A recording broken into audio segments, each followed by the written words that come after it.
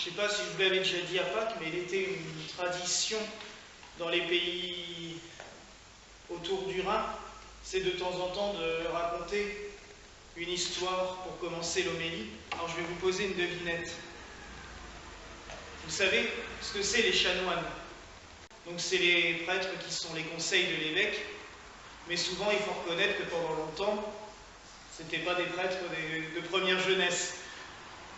Alors il y a un vieux chanoine de la cathédrale qui m'avait dit un jour, c'était le chanoine Bilger, tu sais comment le Seigneur Jésus-Christ et quand il a créé les chanoines? Je lui dis non, ça je ne me souviens pas, j'ai lu l'évangile dans tous les sens. Il me dit, mais c'est à la multiplication des pains. Il dit à la fin, quand il a dit ramasser toutes les vieilles croûtes et que rien ne se perde. Bon, trêve de plaisanterie. Mais pour dire quand même, c'est Geiler de Kaisersberg qui racontait très souvent, il commençait ses homélies par une blague, ça permettait d'attirer l'attention et puis de pouvoir continuer son propos. Le propos est un petit peu plus sérieux puisque nous célébrons aujourd'hui la messe pour la France. C'est une tradition dans toutes les religions concordataires. Nous, l'église gallicane n'est pas concordataire, mais nous sommes en Alsace.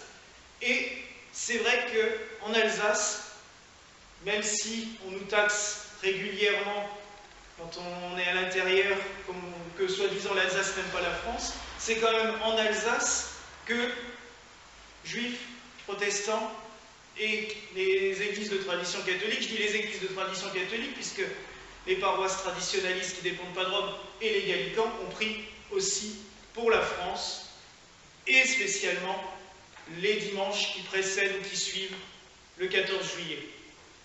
C'est une tradition. À la synagogue, on prie régulièrement pour la France. Dans l'ancien rite latin, après la communion, on chantait la prière pour la France. Alors ça changeait. On a eu Seigneur sauve le roi, après on a eu Seigneur sauve Napoléon, après on a de nouveau eu Seigneur sauve le roi, après on a de nouveau eu Seigneur sauve la République. Maintenant les communautés traditionnelles, et nous on fait pareil, Seigneur sauve la France. Comme ça, les régimes peuvent changer, on reste toujours concentré sur le pays, c'est toujours mieux.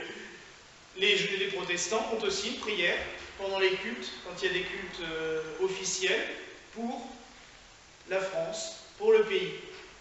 C'est une belle tradition.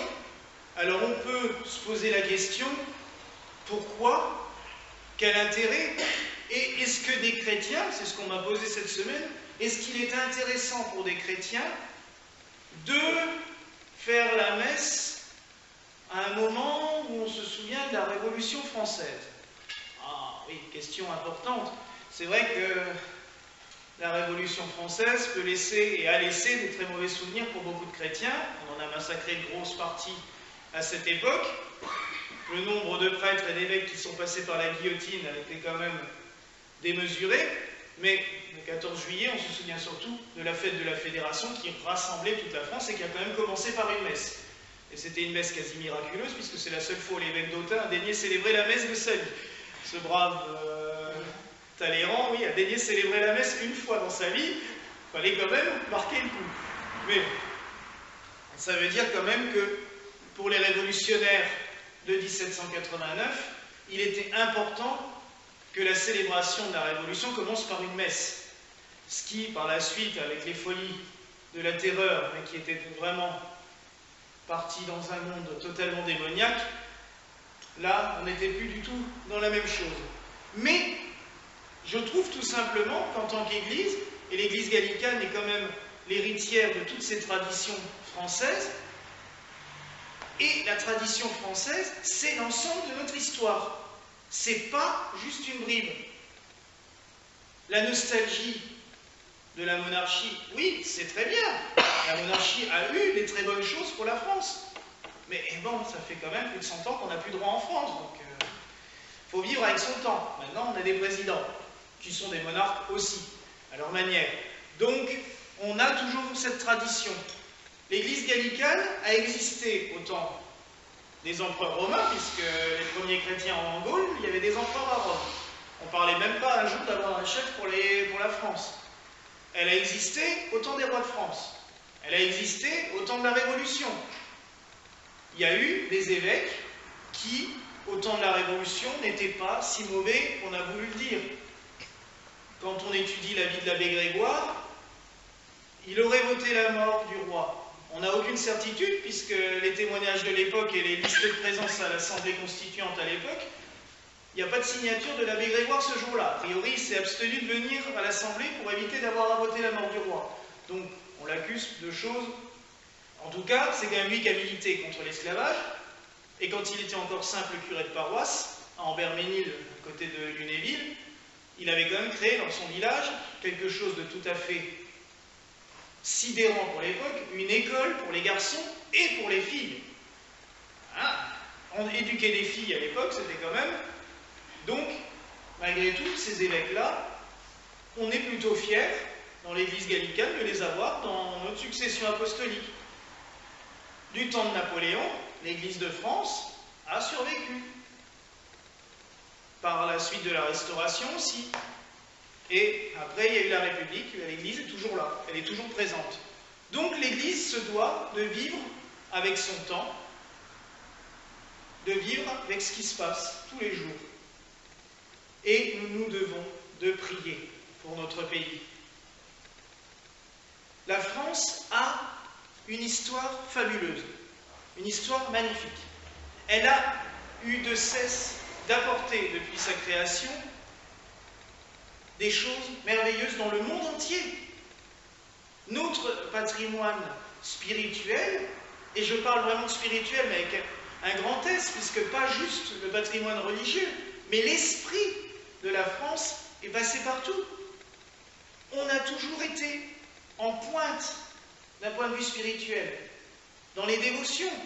La plupart des rites que l'on trouve actuellement dans les rites romains sont issus des Gaules. Si Alcuin et Charlemagne n'avaient pas importé tout ce qu'ils avaient de bon dans le rite des Gaules pour le mettre dans le rite romain, comme la Vigile pascale, le Cierge pascal, et 100 000 autres rites, tout ça n'existait pas, la fête de la Toussaint, l'Assomption, tout ça, Rome ne connaissait pas avant Charlemagne. C'est Charlemagne qui a été prendre ça dans ses paroisses des Gaules et qui a dit « Bon, Saint-Père, on veut bien faire la messe romaine partout, mais on amène avec nous nos bagages. On emmène ce qu'on a... » Et le chant grégorien a été quand même composé en majeure partie à Metz. C'est le chant messin à l'origine. On l'a appelé grégorien pour faire plaisir au pape de l'époque, mais tous les savants, liturges et tous ceux qui s'y connaissent en chant savent que l'origine est à Metz, et quand on va à Metz, on peut découvrir au musée énormément de choses et des missels de l'époque avec des mélodies fabuleuses qui sont toujours utilisées maintenant dans le rite romain. La France a apporté tout cela. Même après la Révolution, les droits de l'homme, c'est la France qui les a donnés au monde. La lutte contre l'esclavage, c'est la France. Alors que pendant longtemps, elle a vécu du commerce de l'esclavage, hein, très longtemps. Mais, malgré tout, c'est la France qui l'a apporté. Et là où on peut vraiment prier pour notre pays, c'est que depuis quelques dizaines d'années, on n'apporte plus grand-chose autour de nous. On a du mal. Pourquoi? Parce que la France a cette fâcheuse manie, c'est Astérix et leur village des Gaulois. C'est que quand ils n'ont personne sur qui taper, ils passent leur temps à se battre entre eux. Et c'est vraiment, je pense, la plus grosse erreur qu'on a dans notre pays, c'est qu'on passe notre temps à nous taper les uns sur les autres. On n'est pas capable de s'entendre et de vivre ensemble. On a un travail fou à faire là-dessus pour que de nouveau nous puissions apporter quelque chose. C'est que quand nous sommes unis que nous pouvons apporter quelque chose. Et ce qui m'a plu, hier soir, on était à un feu d'artifice à Molsheim, et il n'y a qu'en Alsace qu'on voit ça. On était, je sais pas, 2000, 3000 personnes sous ce chapiteau pour le bal. On fête la fête nationale en Alsace. Alors il y a des gens de toute origine. Des chrétiens, des juifs, des musulmans, les foulards, tout, de toute origine. Et ça chante, et ça danse aussi bien sur du Édith Piaf que sur les bonnes chansons allemandes où on lève le pichet de bière et ça y allait, et ça dansait, toutes les tables. Et après, on se retrouve au début du feu d'artifice, un son et lumière, sur l'église, ça aussi, il y a comme Alsace, on va illuminer l'église en tricolore, bleu, blanc, rouge. C'était beau, et on a tous chanté la Marseillaise. Toute cette foule a repris la Marseillaise avec. Alors oui, les paroles de la Marseillaise sont horribles, mais c'est notre hymne. Voilà, c'est ce que je dis toujours, je déteste ces paroles, mais c'est notre hymne, et quand on entend notre hymne, ben, ça prend au trip quand même. C'est... Birgit, avant la messe, m'a chanté l'hymne suisse. C'est vrai que c'est beaucoup plus poétique, c'est un psaume qui raconte les beautés des vallées suisses, les paysages, c'est vraiment magnifique, c'est une louange à Dieu pour remercier de la beauté de la Suisse. Bon, nous, on est un peu plus garroyés, et puis on sort les sabres et les baïonnettes. Bon, ça reste un moment de communion. Et ce que j'ai retenu d'hier soir, c'était ça. C'est que des gens de toute origine, vraiment, de toute origine, un multiculturalisme parfait, uni et en communion. Mais la France, c'est ça tout au long de son histoire. Franchement, quel rapport entre un Alsacien et un Basque? Entre un Corse et un Breton? À part une grosse volonté d'indépendance régulière, il n'y a pas grand-chose de... Bien manger. Oui, et bien manger, ça, c'est bien quelque chose qui unit toutes les régions de France, c'est la nourriture, c'est vrai. Mais qu'est-ce qui unit tout cela? C'est un sentiment d'appartenance à un pays, la France. On a ce sentiment-là, mais on a du mal à le faire ressurgir, sauf quand on commence à nous taper dessus. Ah oui, ou alors quand on gagne la Coupe du Monde. Ah oui, alors là, la Coupe du Monde, tous les drapeaux sont sortis. Le 14 juillet, on a plus de mal à sortir son drapeau.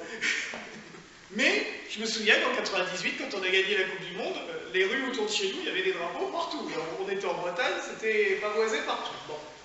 On se réunit pour certaines choses. Quand on a des douleurs et des catastrophes, malheureusement, là aussi, on sait se réunir. Mais ce que nous devons faire, c'est pas prier pour que la France gagne contre machin, ou bidule, ou chose, dans une guerre, ou... Non. La prière pour la France, c'est tout simplement « Seigneur, permets-nous de rester unis et de nous rassembler. » On est un peuple disparate. On est un peuple qui est multiple et varié. Et ça, c'est encore... Les variétés se sont encore développées les dernières années. Mais si on peut tous arriver à vivre ensemble dans le respect de chacun, et c'est ce qu'on a pu voir hier soir, mais le problème, c'est que ça dure 3 heures, et après, si chacun rentre chez soi, il recommence son truc. Si on peut vivre cette diversité, mais comme ici, on est variés, on a tous une vie différente, on a tous une histoire différente, et pourtant on se retrouve ensemble pour prier. Ben, c'est ça que nous devons demander au Seigneur en ce jour. Et la multiplication des pains, c'était ça, une foule. On dit 4000 personnes réunies autour du Christ. Vous pensez qu'ils étaient tous de la même origine? Vous pensez qu'ils avaient tous les mêmes idées politiques? Non, mais ils étaient réunis autour de quelqu'un, autour de Dieu.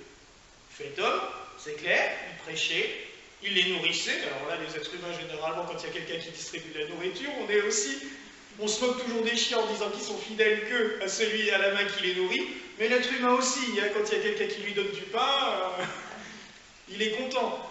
Mais ils étaient réunis, d'origines diverses et variées, mais ils ont reconnu dans le Christ quelque chose. Ils ont reconnu quelqu'un qui les aimait, qui, oui, leur a donné à manger. Mais je vous l'ai déjà dit plusieurs fois, la multiplication des pains est un très beau symbole. Oui, c'est un miracle merveilleux. 7 pains ont nourri 4000 personnes. Ça se multiplie, ça se multiplie.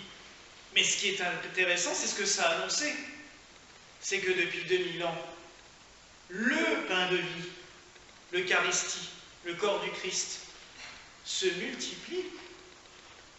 À chaque messe, chaque prêtre, quand il impose les mains sur le pain et le vin au nom du Christ, le pain de vie se multiplie et il se donne à nous. C'était ça qu'annonçait la multiplication des pains. Et il l'a même fait 2 fois. Que cette grâce était importante, que ce symbole, ce signe de la multiplication des pains était quelque chose de très important. Il voulait vraiment rentrer dans l'inconscient des humains quelque chose d'important. Le pain que moi je vous donne, c'est ma vie. Il l'a dit à plusieurs reprises. Souvenons-nous de ça. Là, nous nous réunissons autour du pain eucharistique. À la même heure, il y a des gens en France entière qui se réunissent autour du pain eucharistique. 18 h le samedi, il y a beaucoup de messes. De ma côté, puisqu'on a entendu les cloches sonner juste avant. Mais demain, il y en aura d'autres. Et dans le monde, il y a des messes toutes les heures. On est tous réunis par quelque chose de plus fort. C'est ça qui est important. Nous sommes réunis autour du Christ. Alors en ce soir, pensons à cette union avec le Christ au moment de la communion. Pensons aussi à tous ceux qui vont communier maintenant et durant tout ce week-end. Pensons que nous sommes unis à tous ces gens-là. Et prions aussi pour que la France, que son peuple, je dirais même ses peuples, parce qu'on est très disparates, que les peuples qui composent la France pensent et soient unis par ce qu'elle a pu apporter au cours des siècles et par ce qu'elle peut encore apporter dans les siècles à venir. On a encore un grand rôle à jouer. Mon prédécesseur, Monseigneur Truchemot, qui était patriarche de notre Église, dans les années 80, bon, il avait un lyrisme très développé, avait une haute idée de ce que pouvait être la France spirituelle pour le monde. Que nous puissions continuer cette mission et que nous apportions toujours plus au monde entier des sentiments d'amour, des sentiments de paix, des sentiments de respect pour l'humanité. Voilà la grâce en ce soir que je nous souhaite au nom du Père, du Fils et du Saint-Esprit. Amen.